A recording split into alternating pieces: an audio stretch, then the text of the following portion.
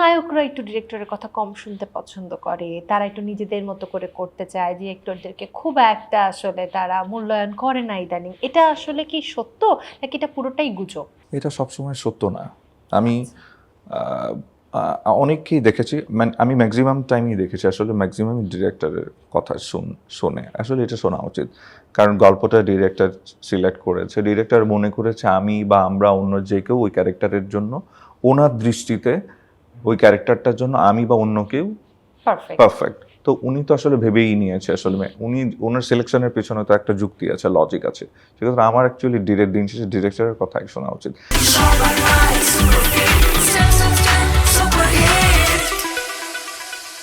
কারণ end of the day যদি এটার ক্রেডিটটা যায়, এটা ম্যাক্সিমাম ডিরেক্টরের কাছেই যাবে, এটাই ট্রু।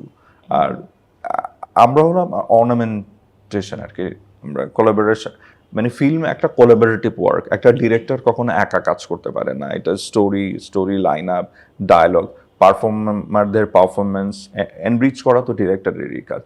তারপর পোস্ট প্রোডাকশন, সবাই মিলেই অ্যাকচুয়ালি আসলে একটা ফিল্ম, এটা একটা কোলাবোরেটিভ ওয়ার্ক। আর সেই জাহাজটা আসলে একজনই নেতৃত্ব দেয়, সেটা হলো ডিরেক্টর। এই জন্য ডিরেক্টরকে ক্যাপ্টেন অফ দ্য শিপ বলা হয়।